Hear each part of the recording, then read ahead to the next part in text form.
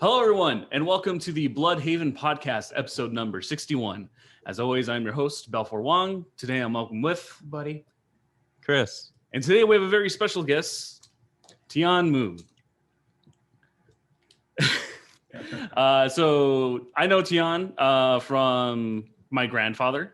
We met many years ago, and I had the Back before the war. yeah, and I had the pleasure of working under him while he was the owner of Naked Sky Entertainment.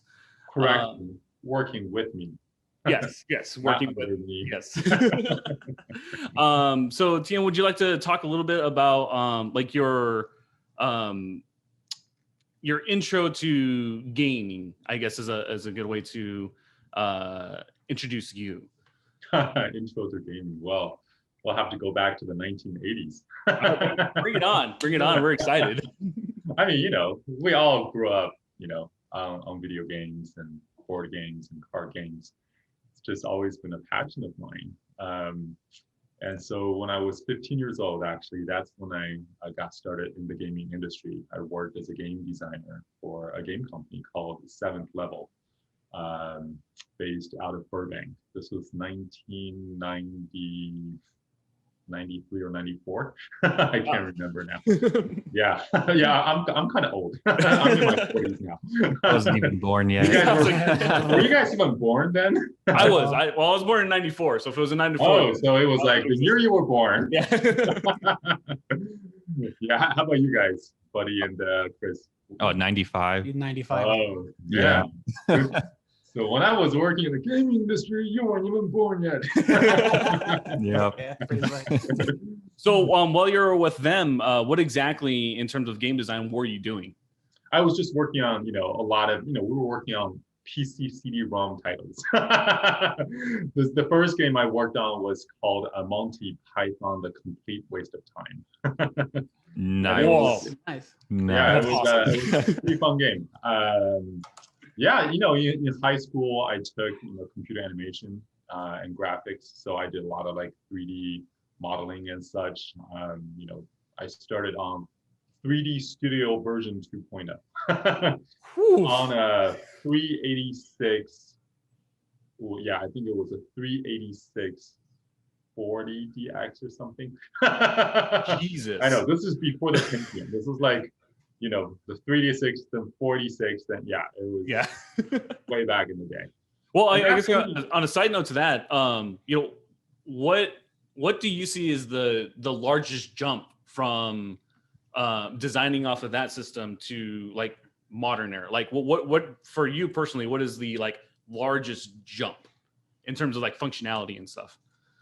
Whoa.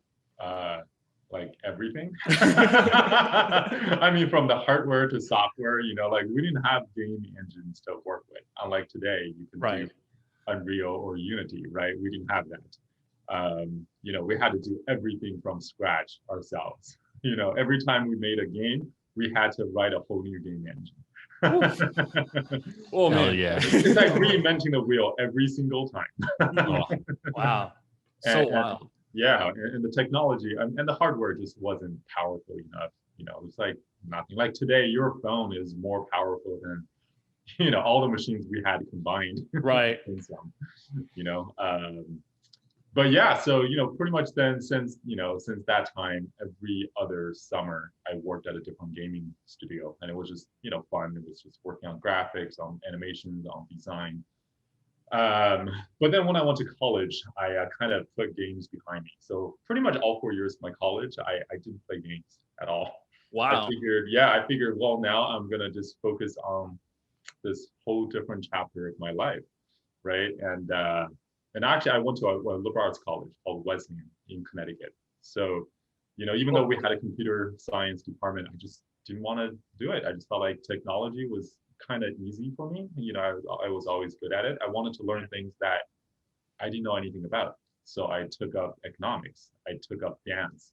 I took up, East Asian studies. So those were my majors actually in college. Wow, interesting. Yeah. But my freshman year, I decided to learn HTML. And so I did that. And then that very summer, I went to China and built one of the first websites for the Chinese government. this was 1997. Yeah. Wow. So then what's interesting was since then I got into web development. So pretty much every summer of my college years I would work for other companies and build websites. Wow, how cool is that? Yeah, so it kind of just evolved. So it started in gaming, then got into web development. But what's interesting was actually 1999 was my junior year of college. I went to MIT to visit one of my dearest friends from high school, and someone who also Balfour, Joshua Glazer, right, who was my co-founder for Naked Sky Entertainment. Such a smart guy. He's so smart. Yeah, very much so. I mean, he was our valedictorian. He got a 1590 on his SAT that year. Dang. Yeah, but his girlfriend got 1600. Oh, So I think there were 2 or 3 people that year in the entire country that got 1600 on the SAT. 2 were from my class. Wow. Good year for you guys. Yeah, it was. You're a bit smart. No. Anyway, so I went to visit him, and at his fraternity, he and one of his closest friends, this guy named Sam Tebow, we were shooting pool, and they pulled me aside and said, "Hey, Tian, we have this game idea we want to talk to you about, and want to get your thoughts on this." And when they shared this game idea, it just felt like I saw the future of gaming. Like that's where it is. It was basically a robot construction and combat game, but in the form of Magic the Gathering. And it was an MMO RPG, completely online. But the most innovative part was its business model, right? Basically, today, what you call the freemium model, that's what it was. We wanted to build this whole game for free, put it out there. And as a player, you just pay for what we call the virtual parts and virtual items. And you can collect them. And we're like, oh my God, we're gonna have these robot parts come in different, packs, and you will never know what's in the pack. And you open it, there's some that are rare, some are ultra rare. I mean, just like magic, right? And this was 1999. It's far, far in front of the times. Like, oh my God. Oh my God, yes. Yeah. Like And then I think the modern landscape of games is that's majority of the models for everyone right now. So exactly. It's just so interesting to hear that from you, that you guys have had that idea so far back then. Yeah, I mean, then I remember the most prominent online games were EverQuest and Ultima Online. Those were the two online games, and you would pay I think it was $12 or $15 a month or something, and all you could play. Right? We're like, nah, we're gonna change that. It's gonna be free, but people just buy these, virtual parts. So we had the idea then, and then finished college. I moved to Europe, worked there for a bit, just wanted to experience Europe, then came back, and it was 2002 that Josh and I decided to, and Josh, myself, and Sam, we founded Naked Sky Entertainment to do this. Well, I'm kind of happy that you brought up the whole idea of the freemium type of stuff, because I know Naked Sky worked with Riot to kind of build kind of that model. So I know I never asked you while I was with you with that, but what exactly did you guys do with Riot in terms of a work relationship? Yeah, so first, the former CEO, the co-founder and CEO then at the time, Brendan Beck, he actually also went to our high school, the high school that Josh and I attended. Really? Of course he did. Yeah. He was 2 years younger than us. We were class of 96, he was class of 98. So his co-founder, Mark Merrill, they two met at college at USC. And I think their favorite game was actually, StarCraft, and actually the mod. Oh my God, Dota? Dota, yes. That's the game they played all throughout college. They just love that. But they found the game to be, somewhat imperfect. Yeah. So then they two got together and decided they were going to make the perfect version of Dota. Wow. So they reached out to the creator of the Dota mod and got him on board, and they put together a little investment. But they had never made a game before. They've never founded a company before. Right. or anything in the gaming space. So they too just decided to reach out to everyone in the industry. And it's funny, even though their company was also based in LA, but we first met up at GDC in San Francisco. And I still remember our first lunch meeting. We sat down. This was, I think it was March. I think it was March 2008. Either that or 2007. I can't remember which now. I think that their company was founded in 2007, so it must have been 2008. And they shared their idea with us. And for me, I just right away, I was like, wow. So the irony is this, to go back a little bit, the game we wanted to make, which is called Robo Lords, right? We built this amazing demo. We worked with actually Epic Games, and we actually secured, it was hush then, but it's what, almost 20 years now, who cares? The NDA expired long ago. We actually received the very first make something with Unreal prize, which wasn't announced. Like, we actually got a free license to use the Epic engine for Robo Lords. And at the time to use the engine, it would have cost us about $1 million to license that engine, which as a startup we did not have the money to do. So. Right. And it was a partnership between Epic Games and Intel, and then it came down to two studios, and we had to compete, and we all had to fly out to Epic headquarters in North Carolina, and we pitched. And then we got selected. Wow. So anyway, it was amazing, but we were never able to secure the financing to make that game. Damn. We needed $7 million, or we thought we needed $7 million to make that. And imagine 2002, 2003, and 2004. Man, we went out to raise money, to talk to everybody, to publishers, to VCs, to investors. Mm-hmm. And across the board, everyone thought we were crazy. They were just like, wait, hold on one sec. You mean you want to take $7 million to make this epic robot, like MMO RPG, but you're gonna give it to people for free, and you expect people to pay for this thing called like virtual item? I was like, yes. And they were like, why would people do that? Yeah, they're like, why are we going to invest in that? They could not see why people will pay for these virtual items. And I remember this one VC guy said, well, what's the value in that?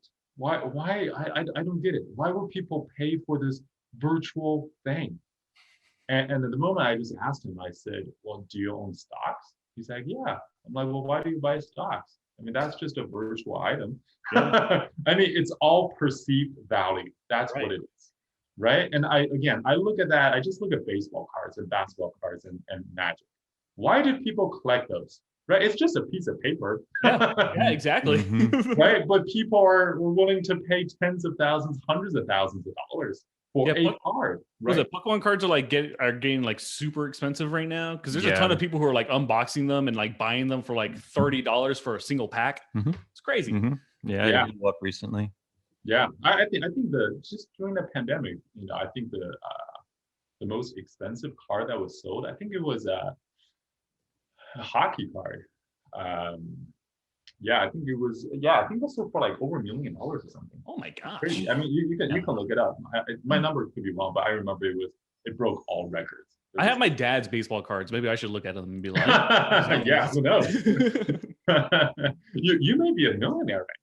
Yeah, well, yeah, I might have like a super rare one. I don't know. I gotta go through it. Go check that out. Anyway, but yeah, so that's where we came, and also at that time, one, there was just no market condition for it, right? This is a whole new business model. You will have to educate, the players.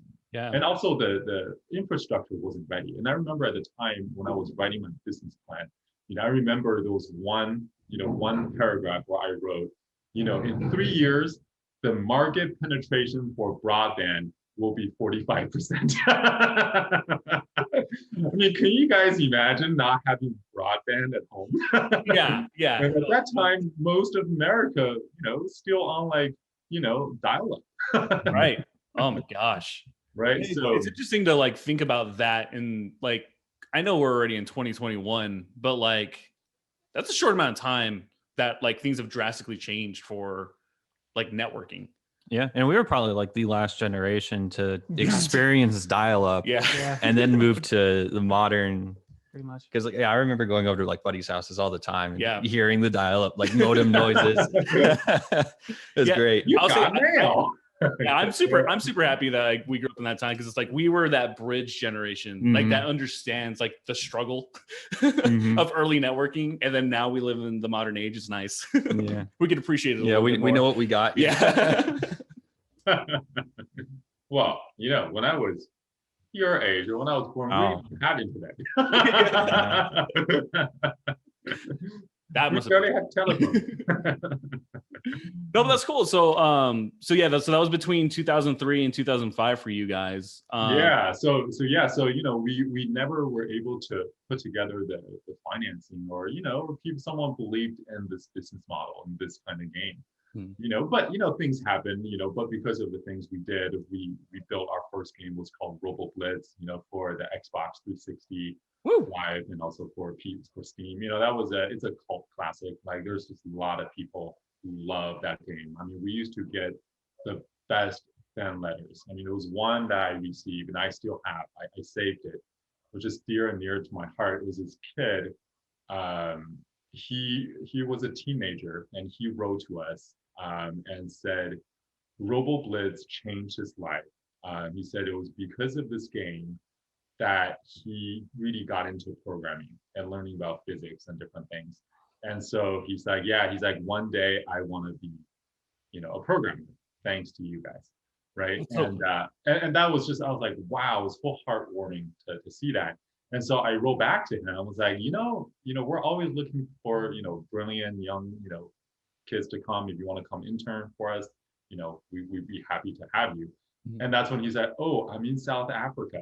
And I was like, wow, this is awesome. Like when you have something that you can reach, the whole world, right? And you can actually influence and affect someone's life on the other side of the planet.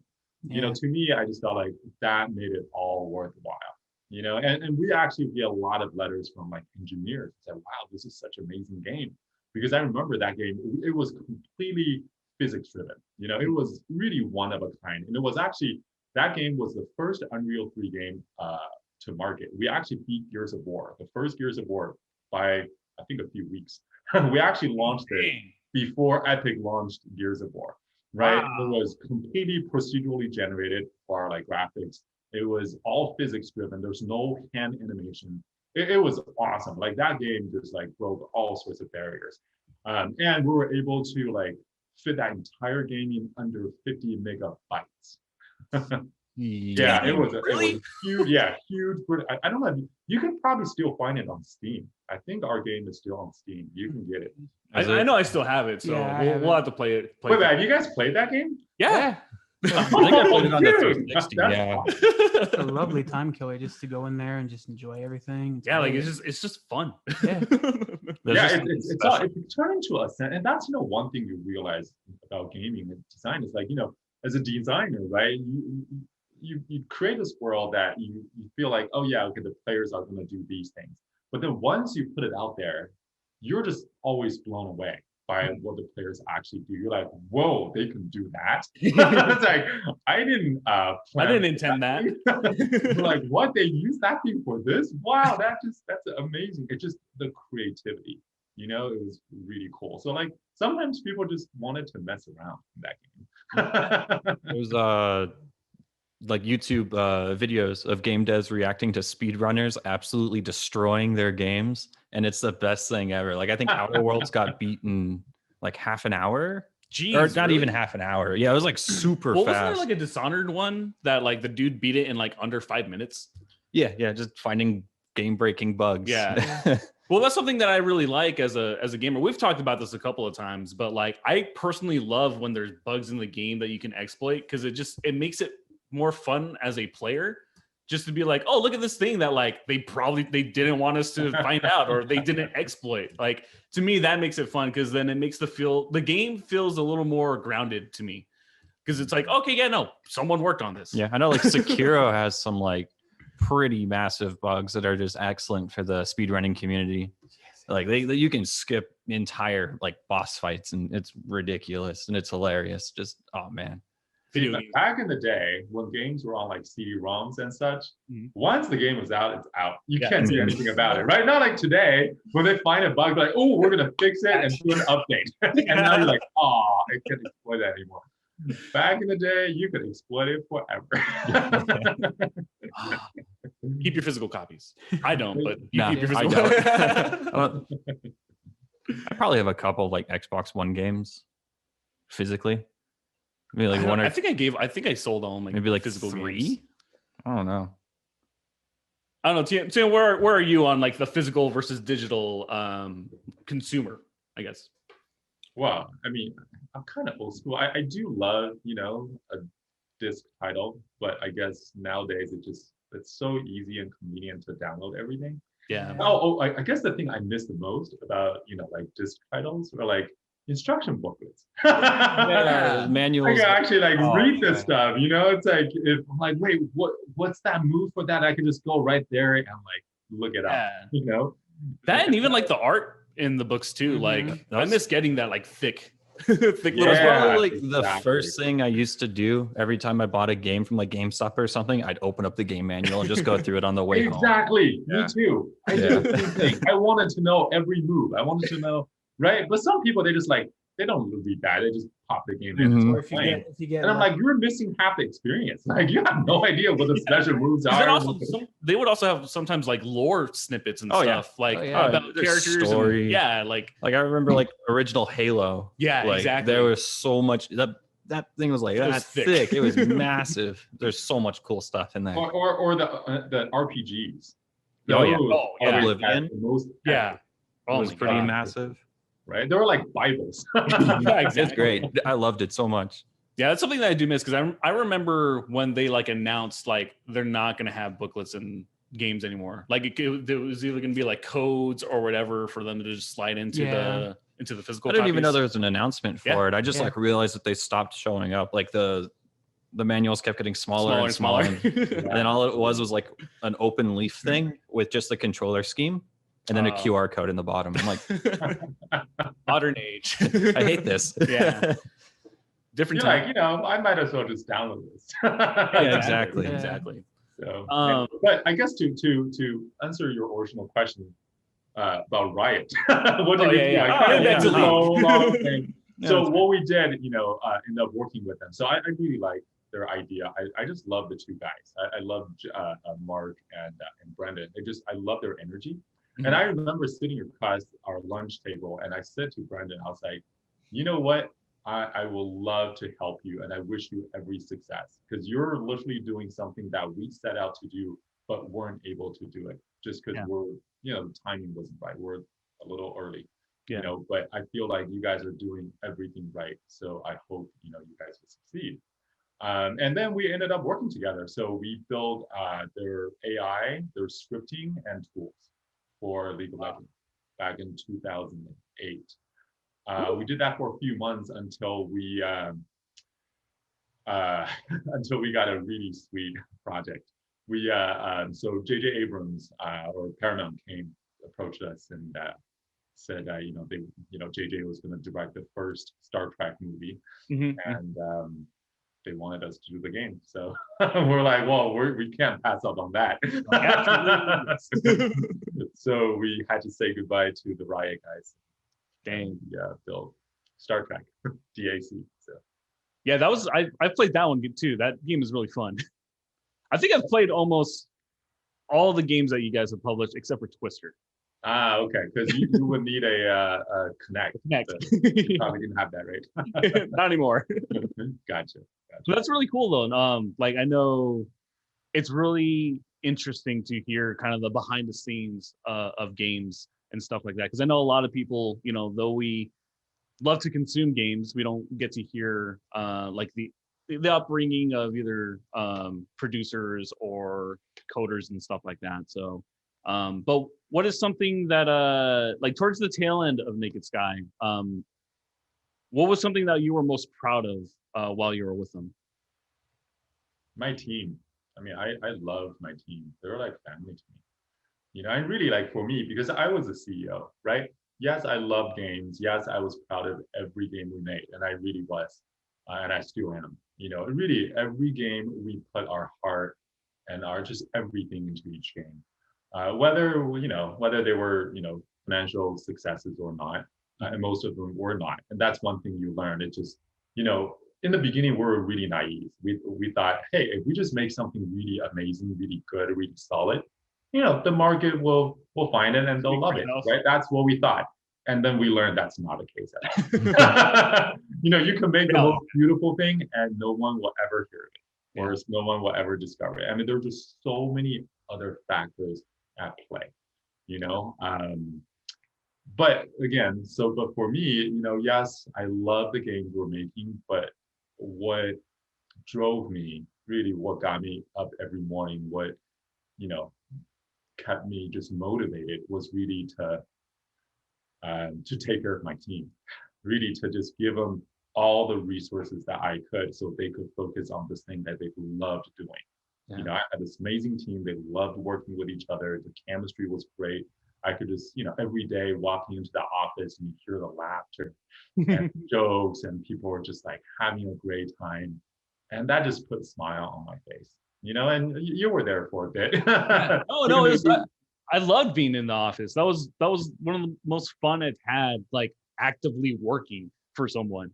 Is just being surrounded by other creatives and kind of bouncing other ideas back and forth.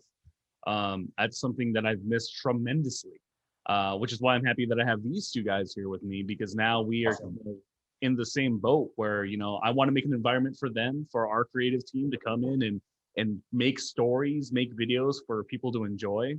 So, I kind of directly feel that, like that connection with the team members. So, it's a great feeling to do something that's outside of yourself, right? You're not just doing something for you, but you're doing it for these other people. Oh yeah. It just give you a sense of greater purpose. It's amazing. But okay, yeah. So, well, what exactly are you doing now? I said before, you were a CEO of a game company, but you've moved on to new endeavors. What are you focusing on these days? Various things. My main focus really is now that I'm stepping into this kind of coaching and mentoring role for, young entrepreneurs, for, again, it's just something I look back and something I wish I had, when I was in my 20s or even my 30s, I never had a mentor, right? I never had like a, people or someone who could say, hey, Tian, this is what I recommend. You should do these things. I had, during my Naked Sky days, I had amazing advisory board, right? The people from different industries, I had like legal advisor, I had financial advisor, I had business advisor. They were all fantastic people, but not someone, say, in our industry, for instance, right? Like, or someone who was more hands-on, or more, really. So anyway, so that's something that, what I'm creating now is basically something that I wish I had when I, first started out. So yeah, that actually makes a lot of sense because, sorry to cut you off, but, Malika, she started a new thing with Hyper RPG, and she's kind of talked a little bit herself about being a CEO of a new company, that like, there's not really someone there to, like, there's not really a course to be a CEO. There's not really like a study to be one. It's a lot of like learning on your own and like taking advice from multiple people. So I totally understand what you mean by like not having that mentor, like having someone to kind of have that hindsight of being like, maybe you should look at this a different way, or, maybe hold on to this idea for a later date or something like that. So right. I'm happy that you brought that up because, like, Malika is a fantastic person, and I've been following her with all of her stuff. So I kind of wanted to like drop her name in. She was great. And and now I think back, so many people came out of Mega Sky and founded their own game studios. Like now I think about it, I'm like, man, we were like an incubator. You had all that talent, Oh my God, that's one thing. It's just when you have all that amazing talent, right? And our thing was really about like, hey, look, work here for as long as you feel you're having fun, you're learning, and it serves you, right? The moment you feel like, you're ready to go on your own, hey, we're all here for you. Like, we'll, if you need us to write you a endorsement letter, we'll do that for you. And it just, I'm just really happy for all of you guys. Really, for all of you guys. I mean, I'm really excited for everyone that has that has interacted with you and Josh. Like, I feel like everyone has come out better knowing you guys. You know what I mean? Thank you. And you and I have talked about this before, but my experience with you is the reason why it's driven me to kind of create our stuff and kind of push forward everything that we're doing with our production. So, again, I can't thank you enough. But so that's one. That's actually, this is becoming my main focus. I mean, because this is what gives me the most fulfillment right now. And it's just it's kind of like my calling. I do have a few other side projects as well. One being Brethren Shoes, which it's a online e-commerce platform, for men's shoes. But really, this thing also came to me through this very powerful vision. It was almost like a divine vision, and I was shown to build this. And it's really, the main purpose is for every pair of shoes we sell, we donate a pair to someone experiencing homelessness, right here in America. So, yes. So really, can you explain a little bit more, like in detail, like how you guys go about that? I know I've gotten a lot of questions about like how you guys actually, donate new shoes, or like where is there a specific area you guys donate new shoes or stuff like that? Yeah, I mean, so right now, because we're a startup, I actually I deliver all the donations myself for the most. Just in LA alone, we have so many homeless folks, right? So many. The market here, just like I don't have enough shoes for everybody here. So before pre-pandemic, every month we would make deliveries to different shelters and to different partners, and or sometimes we would just go to Skid Row and then hand out shoes there. But one thing we do that's different is, so every time, so after we make all the donations, after the deliveries, I actually personally write to each customer who was part of that delivery. And you would get an email with, a picture of, didn't you get one, Balfour? I might have. my email gets pretty crazy. No, it's not all good. When did you make your last purchase? Was that December? Yeah, I think it was December. Okay, I'll take a look. I can't remember if you were part of that or not. If you were, you would have received an email from us with photos showing the people who received the shoes. And so we basically, for us, accountability is a big thing. Accountability and transparency, right? Because a lot of these companies, they say, oh yeah, when you buy something, we'll donate one, but you don't know if they do or not. You don't know who gets it. I mean, you just have to trust that, okay, these guys are honorable. Right. Right. That's the reason why I asked, because like I've had a lot of people like asking like, well, where does this donation actually go, kind of thing. So yeah, so for us, we actually, so we make the donations, we put them on our website, so you can go to our blog section, you can see it, and then we write to every customer that was part of that donation batch, and they can actually see where their shoes went, who got them. But for this last one, it was a special one. We worked with this charity out in Washington, D.C. So we actually shipped the shoes to them, but they paid for shipping, just because the shipping was so expensive. It just, we can't afford it. And that's why for now, we're keeping it locally, Right. Yeah, and then there are a few other things that we do differently with this business. I mean, one thing you notice is that if you go to our website, there are only two prices on the whole site, right? Regular shoes, one price, $66, and our boots, one price, $88. That's it. Yeah, I noticed that. Like, it's the exact same, just for the two different styles. Exactly.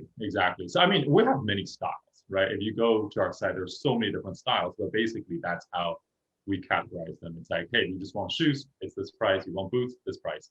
So you don't have to like browse the site and go, ooh, can I afford this? I mean, you already know what the price is. Yeah, You like wanna can I keep afford it- this specific style or not? Exactly. Because that's one thing. It's like for me, I'm all about unity. I'm all about just like, hey, everyone, come to my party. Like we're not the, ooh, we're too cool for you, right? Like Right. it's not like, oh, okay, only if you're cool. It's you come. exclusive only. Thank you very much. Exactly. I think exclusivity, that's the old paradigm.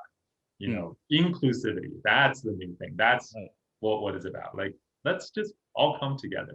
I completely agree. That's actually one of our biggest mission statements for us is, like come together.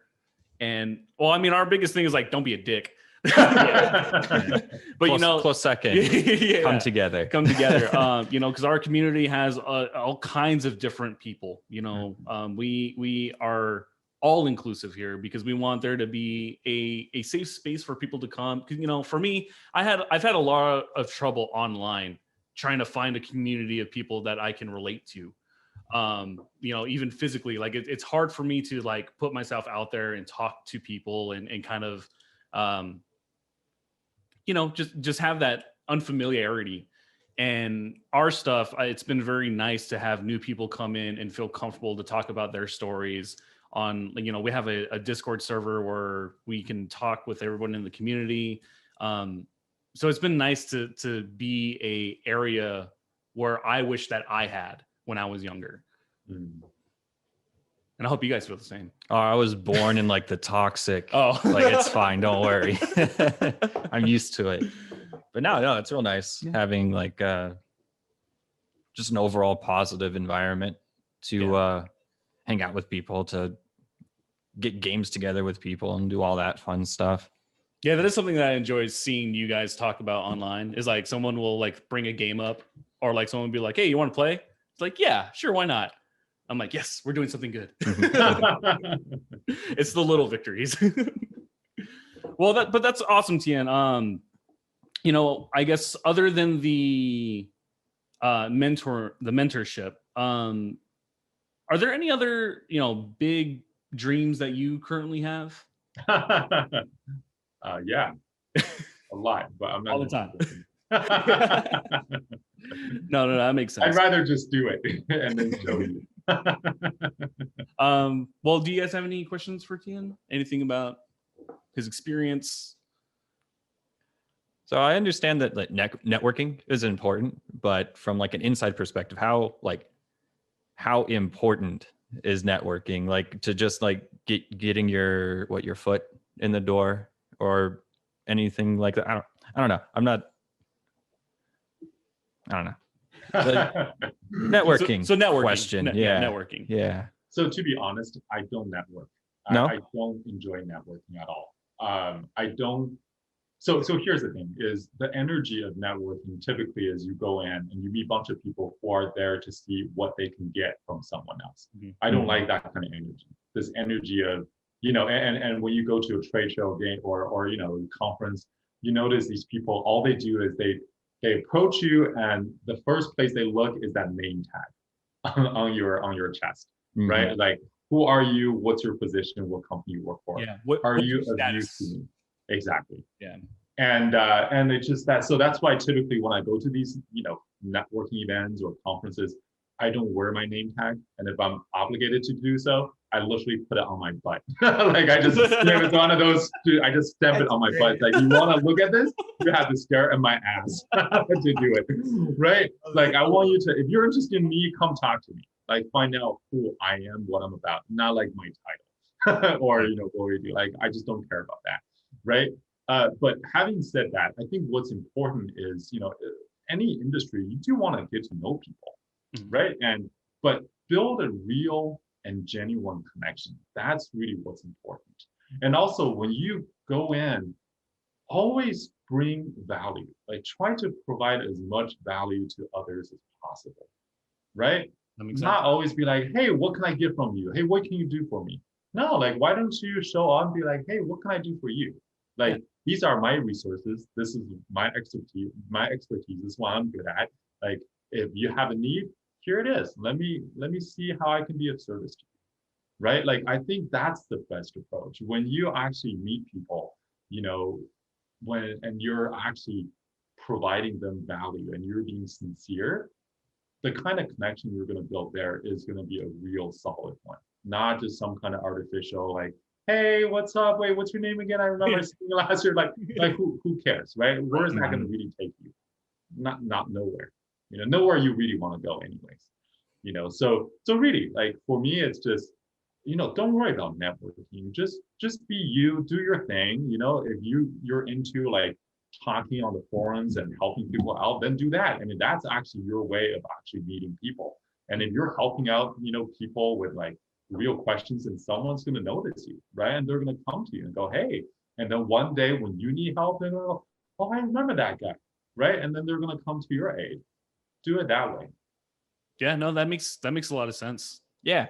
No, I was just curious. Like you and I reconnected, Tian, just because there was a spark where I was just like, hey, you know what? Like, what have you been up to? Because of like, the connection that we have created. And I think that's kind of where, if I'm interpreting this correctly, that's kind of the message that you're kind of sending out is, make those connections individually, because further down the line, you guys can come back together and be like, catch up, or do you need anything, and stuff like that. Yeah, and also always stay in touch. You know what? I think actually what our first investor for Naked Sky, I initially met him at GDC 2003, I think. We got to know each other. I just really liked him. So then we stayed in touch, and literally every few months I will reach out to him. I will give him like a status update and tell him, hey, this is what we're up to, this and that. And then 2 years later, he pulled the trigger and invested in us. He and his whole network and his family, and again, it took time, right? It just, because that's how it goes. You got to build that trust, right? And also when I first met him, I was like, oh, you're an investor type, it's cool. But then it wasn't, it became, because I really liked him as a person, it was a genuine connection. I saw him as a friend. Yeah. Right. Like, and people can feel it, when you're being genuine or not, they know. Absolutely. You just know, like, oh, that guy's slimy. Like, there's something about him. It just, I think he wants something from me. It feels dirty. Yeah, like that's right. The same question over and over again, and I'm like, bro, get away. Yeah, but when you're being sincere, you're like, hey, how are you doing? Also like, just want to let you know this is what we've been up to. You can tell if they're interested in what you're doing or not. If they're not interested, then I would have stopped. Right? I would have kept immediately. Yeah. But because he was interested, he was genuinely interested, so it was a two-way street. Yeah. Okay. Then at one point he's like, Tian, wow, I'm really impressed. I mean, I've known you for now 2 years, and I keep seeing progress, and that's actually rare because most startups, they don't last, over a year, right? They disappear. Mm-hmm. But it's like, wow, you guys passed the 2-year mark. Okay, and looks like your guys are serious. All right, we're gonna put in some money. So that was awesome. Yeah, that's so cool. Well, buddy, do you have any questions for him? If there was anything you could tell your past self, whether it be a piece of advice or something you wish you could have known back then, what would it be? I missed the first part. Your voice was kind of quiet. Sorry. Buddy's just a no quiet worries. person. If there was anything like any piece of advice or something like you could tell if anything, your past self, like what would you tell them? Oh boy, I don't know if this is going to apply to you guys necessarily, but I would tell my old self to be more humble. Okay. But that's really important because look, here's the thing: is I'm a pretty smart guy. I've always been, and That's true. He's very smart. I was always, I was right about a lot of things, right, and made a lot of good decisions, and pretty much every goal I set, I hit, in the past. So the problem with that is then you just feel you're invincible. You feel like you know it all. You just feel like, oh, if someone has a different opinion, you listen to it, but then you just go, nah, probably I'm more right than you are. You probably don't know what you're talking about, even though you've been doing this for like 30 years, right?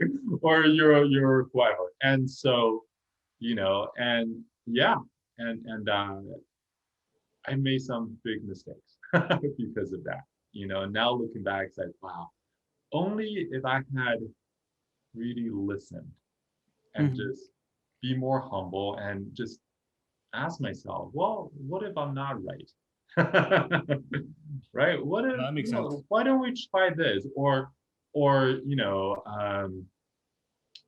maybe work out something that will work for both parties instead of just black and white. It has to be this way or this way. Find a compromise between the two ideas. Exactly. Then I could have made a much better deal. Then, to be honest, I think had I been that way, I think Robo Blitz probably would have been this commercial success. So I'll give you a very concrete story.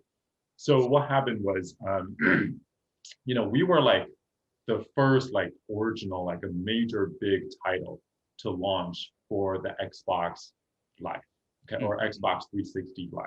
Yeah. It was a new service, right? And in the beginning, there were all these like old arcade games, rehash, different games they put out there.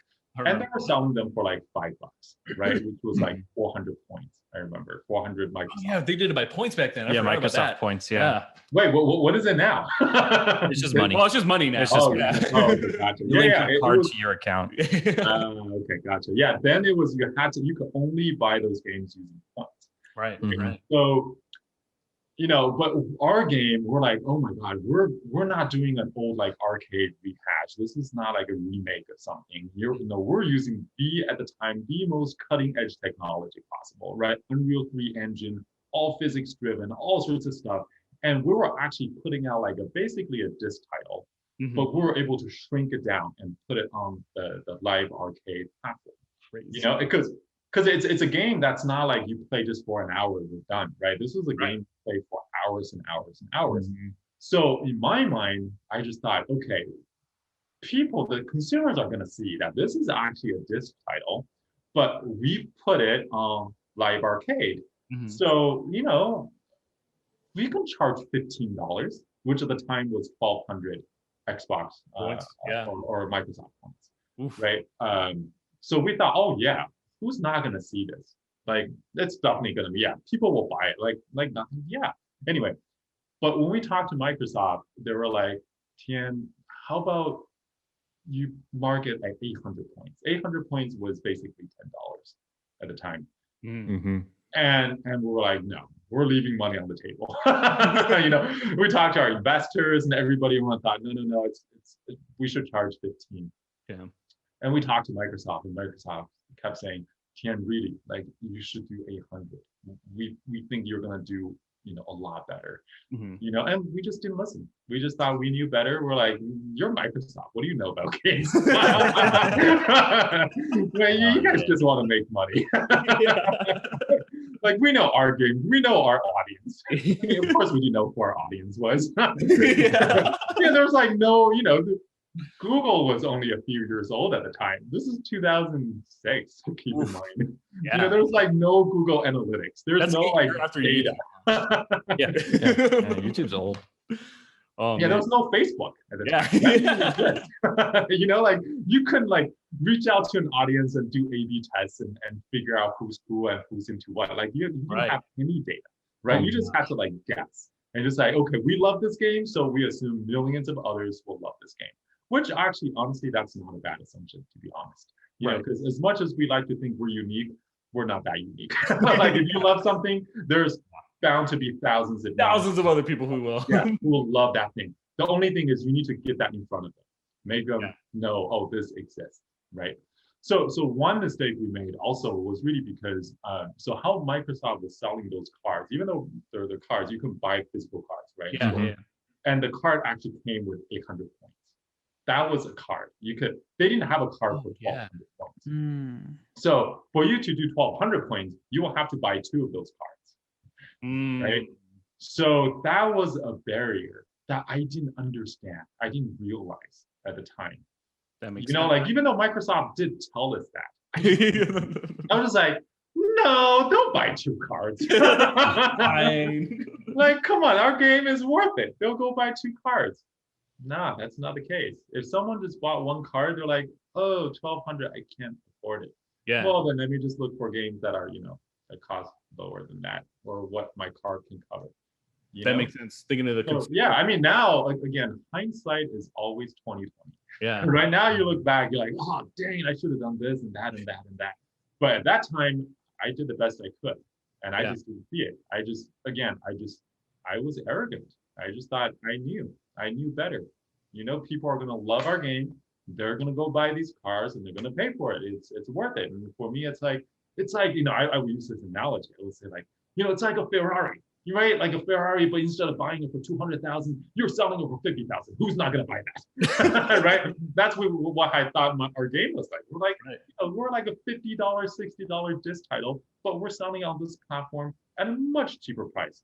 Right. Who's gonna complain? Well, it turned out a lot of people didn't buy our game because, you know, it was just outside of their price point or whatever.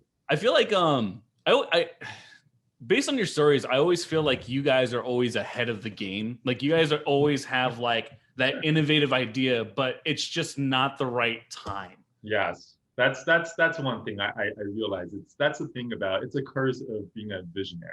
It's like we keep downloading. I see the future, but the thing is, you need to really make sure the market is ready, the infrastructure is ready, everything is ready for it before you put it out there, right?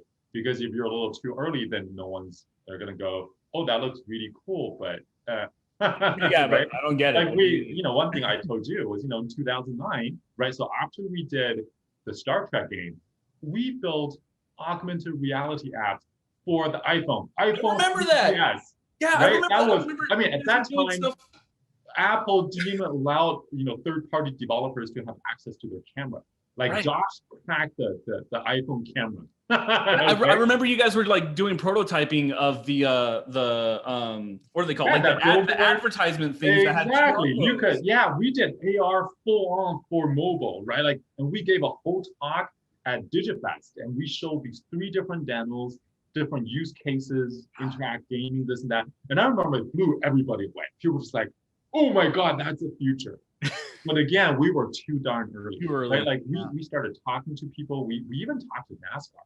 We went to, they're like the top NASCAR guys. They looked at our thing. They're like, this is really cool. And then they're like, so who else is using this? We're like, no one yet. You'll be the first. And that's when they passed. Well, I mean, it's just, again, people who want to be they're like, well, we're NASCAR. We don't want to, take that risk. You want to take that leap. They're like, well, we'll come back to us when, Microsoft right? Or something like that. And then you wait. It wasn't until like 2016 when AR really came on. Started taking off. Yeah. Right. I mean, when did Pokemon Go come out? Was that 2016, 2017? Yeah. See, that's when like people were like, oh, AR, oh my God, the coolest thing, like this cutting edge thing called augmented reality. And I was like, dude, we did it back in 2009. Yeah, I was like, as soon as that came out, I just thought of you. I was like, wow, okay. Yeah, and just time and again we would do stuff like that. So that's one thing I in the last couple of years, I was telling the universe, I'm like, stop giving me stuff that I can monetize. Stop giving me these great ideas that people aren't going to be able to enjoy. Yeah. Right? I'm like, give me ideas that people are ready for. Right. So wow, that's kind of what I'm doing. Well, that's awesome. Well, we're coming up on time right now. So Tian, I wanted to thank you so much for taking time out of your day to join us on today's podcast. Hope everyone who's watching took a lot away from it. Don't forget to check out our new shows on the Bluhdhaven website. We have a new episode of Tales of the Yobos and Tucson by Night out there right now. And we'll be back next week for a brand new episode. See you guys later. Bye. Thank you.